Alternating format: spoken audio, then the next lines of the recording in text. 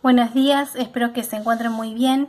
Hoy me gustaría tener unos breves pensamientos y un tiempo que dediquemos a meditar en una palabra que me hizo bien, que fue de mucha bendición en estos días y también espero que sea de bendición para ustedes. Esta palabra es fortaleza, ¿sí? Y la estuvimos viendo en varios devocionales. Vimos que Dios es el quien nos fortalece y Juan dice que sin Él nada podemos hacer. A mí me gustaría que nos enfoquemos en quién es el que nos fortalece. Y para esto quisiera que leamos Isaías. En Isaías vamos a encontrar cómo el profeta, ¿sí? Nos cuenta y nos dice cuál es el destino para Israel, ¿sí? Cómo Dios lo entrega en mano de los babilonios. Y también vamos a ver predicciones sobre el remanente y sobre el Mesías. En los en los capítulos 40 a 48 vemos el rescate del pueblo de Israel mediante el rey Ciro de Persa. El tema principal de estos capítulos es la grandeza de Dios en contraposición con los dioses de las naciones paganas. A mí me gustaría que leamos Isaías 43:1 y dice: Pero ahora, oh Jacob, escucha al Señor quien te creó. Oh Israel, Él te formó. Vamos a leer Isaías 43:1. No tengas miedo porque he pagado tu rescate. Te he llamado por tu nombre, eres mío. Y este es el primer pensamiento que me gustaría que pensemos juntos y que no nos olvidemos. Él es nuestro Redentor. Dios nos fortalece porque somos suyos. Él pagó un precio muy alto en la cruz del Calvario al entregar a su único Hijo por amor de nosotros. Y nos rescató de una vida, ¿sí?, sin sentido, como dice Pedro. Nos rescató de algo mucho peor que una pandemia. Nos rescató de vivir separados de Él para siempre. Nos rescató de una condenación eterna. También somos sus hijos, ¿sí? Nos puso nombre. Somos llamados hijos de Dios.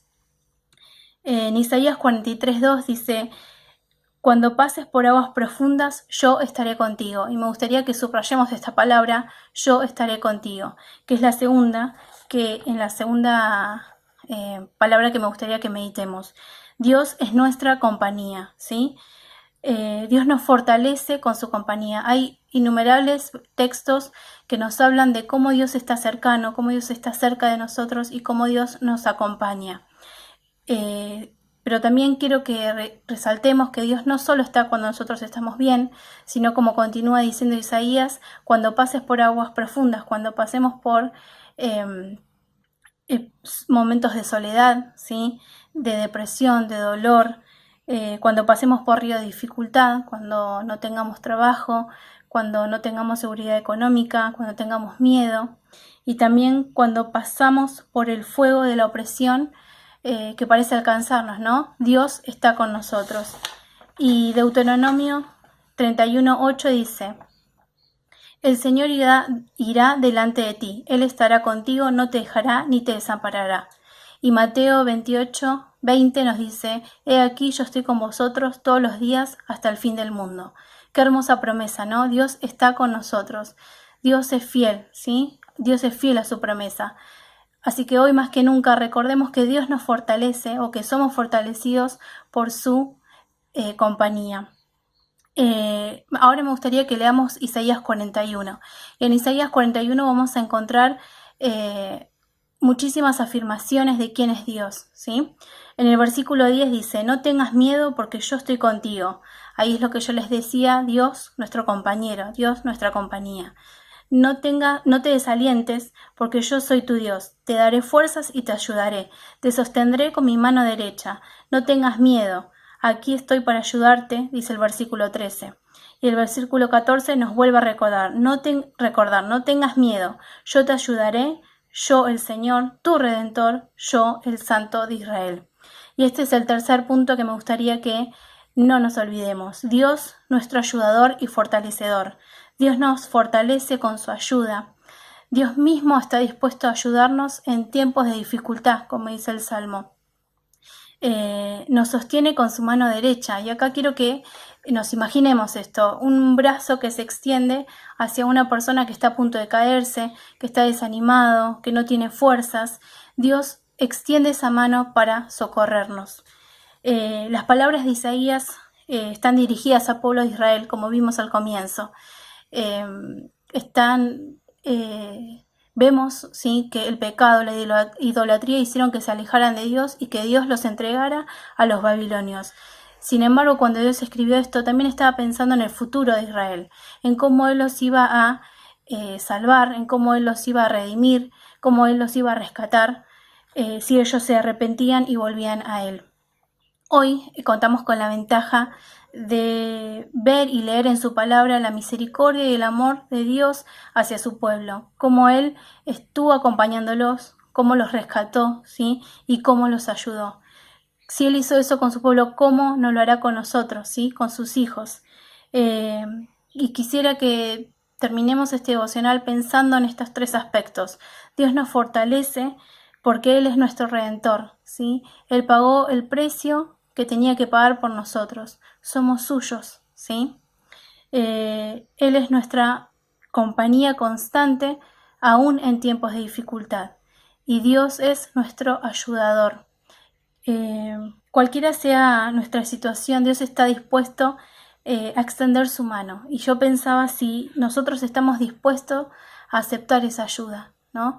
Me hizo muchísimo bien el recordar quién es Dios, ¿sí? Quién es el Dios que nos fortalece y por qué nos fortalece. Espero que esto sea de mucha bendición para ustedes. Les mando un beso muy grande a todos.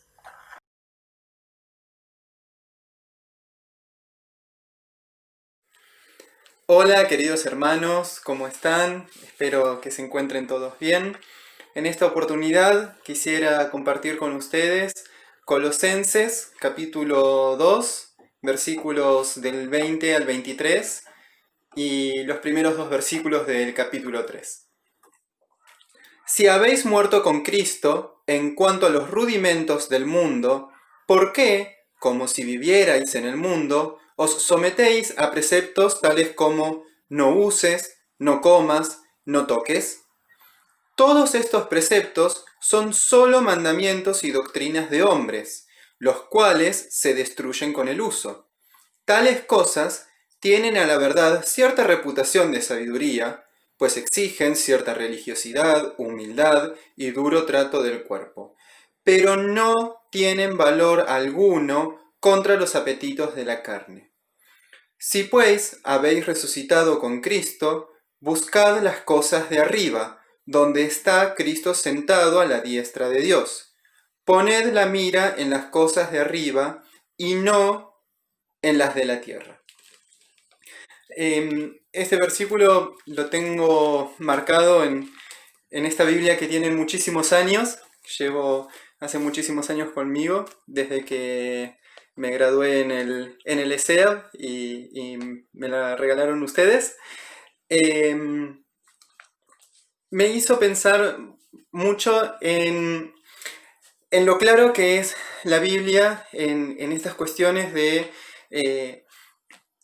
cómo nos sometemos muchas veces a doctrinas, de cómo seguimos reglas, por decirlo de algún modo, que no están estipuladas o exigidas expresamente en la palabra del Señor.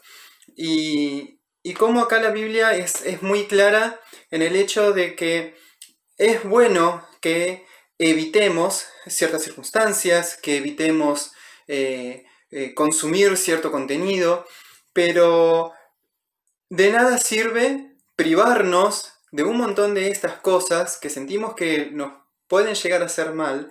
De nada nos sirve privarnos de todas estas cosas si no estamos buscando primero al Señor. Entonces, por ejemplo, si alguno de nosotros está pasando por la situación de no poder evitar o de estar sufriendo por ejemplo, estar consumiendo algún tipo de contenido que no deberíamos.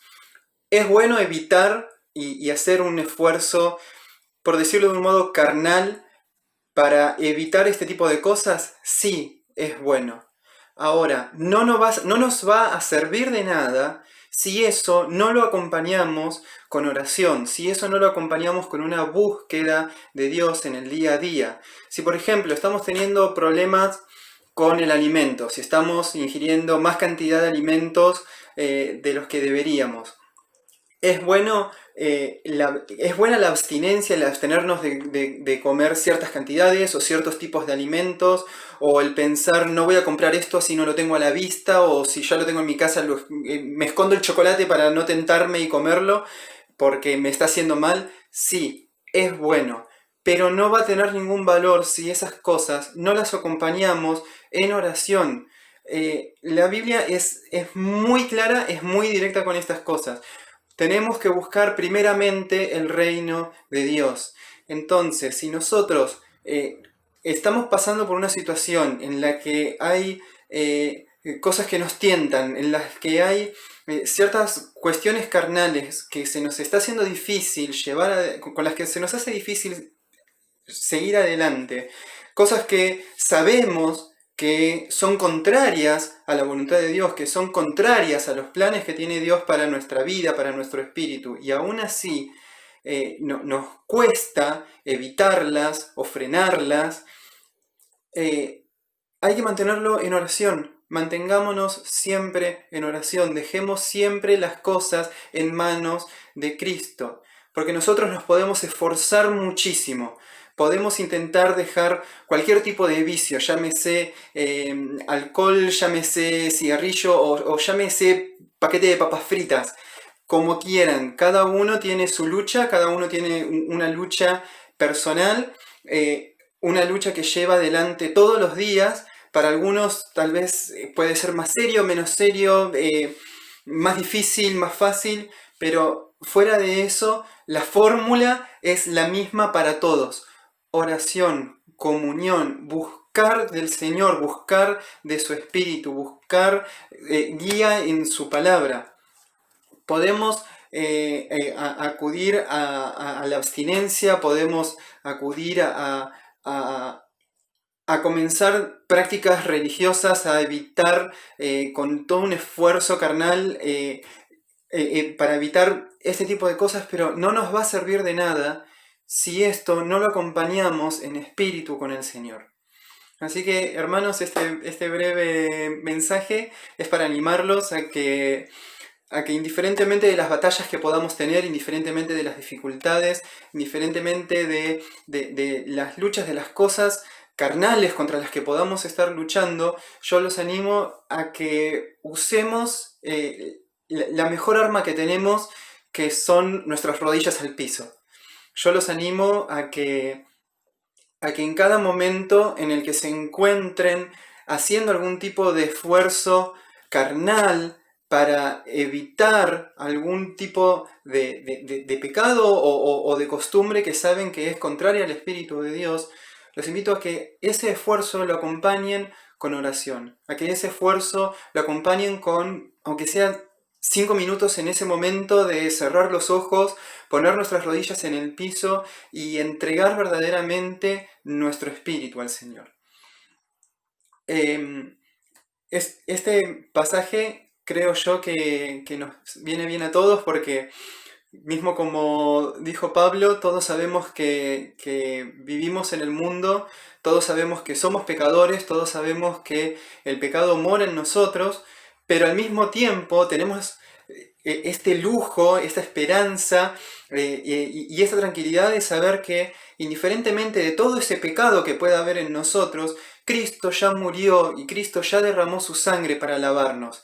Entonces, esa sangre preciosa que Él derramó en la cruz, está ahí, está al alcance de nuestra mano todos los días para poder ser limpiados de ese pecado. Así que quisiera que me acompañen en este momento con una pequeña oración. Señor Jesucristo, te damos gracias por nuestra vida, te damos gracias por tu sacrificio, te damos gracias por haber derramado tu sangre en la cruz. En este momento, Señor, te pedimos que con tu sangre estés lavándonos, Señor. Te pedimos que con tu espíritu vos estés morando en nosotros, que vos estés quitando todas las cosas que no pertenecen a los planes que vos tenés para con nosotros. Te pedimos, Señor, que más allá de todo esfuerzo físico, de todo esfuerzo mental, de todo esfuerzo carnal que podamos hacer, que seas vos el que nos ayude, que seas vos el que esté en nosotros. Pedimos que esté tu Espíritu en nosotros. Te lo pedimos, Señor, en el nombre de Jesús. Amén.